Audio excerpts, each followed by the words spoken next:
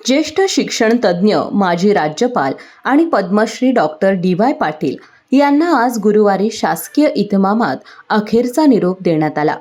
कसबा बावडा येथील त्यांच्या निवासस्थानी हजारो नागरिकांसह विविध क्षेत्रातील मान्यवरांनी पार्थिवाचे दर्शन घेत श्रद्धांजली अर्पण केली. उपमुख्यमंत्री एकनाथ शिंदे, विरोधी पक्षनेते मल्लिकार्जुन खरगे, मंत्री चंद्रकांत दादा पाटील, मंत्री गणेश नाईक, मंत्री उदय सामंत, मंत्री पंकजा मुंडे, खासदार श्रीमंत छत्रपती शाहू महाराज, पालकमंत्री प्रकाश आंबेडकर यांच्यासह अनेक मान्यवरांनी डॉक्टर डी.वाय. पाटील यांना पुष्पचक्र अर्पण करून आदरांजली वाहिली. यानंतर कसबा बावडा येथील निवासस्थानापासून पॅव्हेलियन ग्राउंडपर्यंत त्यांच्या पार्थिवाची अंत्ययात्रा काढण्यात आली.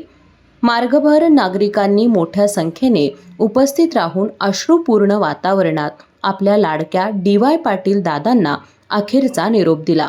अंत्यसंस्कारापूर्वी त्यांच्या पार्थिवावरील राष्ट्रध्वज त्यांचे चिरंजीव डॉक्टर संजय डी. पाटील यांच्याकडे सन्मानपूर्वक सुपूर्द करण्यात आला.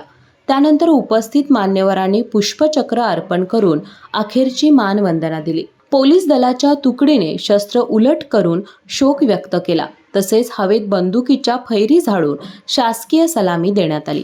त्यानंतर पॅव्हेलियन ग्राउंड येथे शासकीय इतमामात डॉक्टर डी.वाय. पाटील यांच्यावर अंत्यसंस्कार करण्यात आले. यावेळी उपस्थितांनी अमर रहे डी.वाय. दादा अमर रहे अशा घोषणा देत भावपूर्ण वातावरणात शिक्षण महर्षींना अखेरचा निरोप देण्यात आला.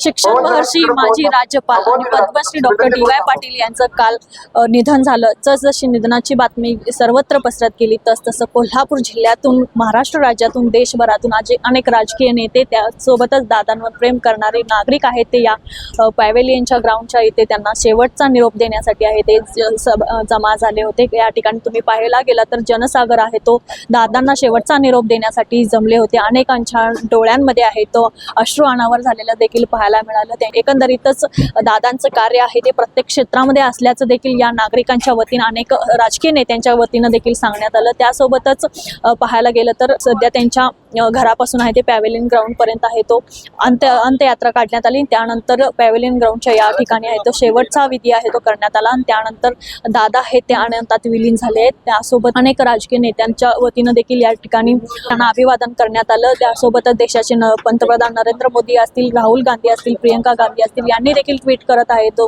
दादांना अखेरचा निरोप दिला. त्यासोबतच महाराष्ट्राचे उपमुख्यमंत्री एकनाथ शिंदे यांनी स्वतः दुपारी आहे ते दादांना अखेरचा निरोप देण्यासाठी आले होते. त्यासोबतच काँग्रेसचे राष्ट्रीय प्रदेशाध्यक्ष मल्लिकार्जुनजी खरगे यांनी देखील आज या ठिकाणी उपस्थित राहून दादांना अखेरचा निरोप दिला. यासोबतच अनेक राजकीय नेत्यांनी या ठिकाणी अभिवादन करण्यासाठी आले. त्यामुळे आता सध्या शेवटचा अंत्यविधी आहे तो करण्यात आला आणि आता दादा सध्या आहे ते अनंतात विलीन झाले आहेत. जनप्रवास लाईव्हच्या वतीनं पद्मश्री डी.वाय. पाटील यांना आम्ही देखील भावपूर्ण आदरांजली अर्पण करतो. कॅमेरामन आकाश कांबळे सोबत मी अमृता पवार, जनप्रवास लाईव्ह, कोल्हापूर.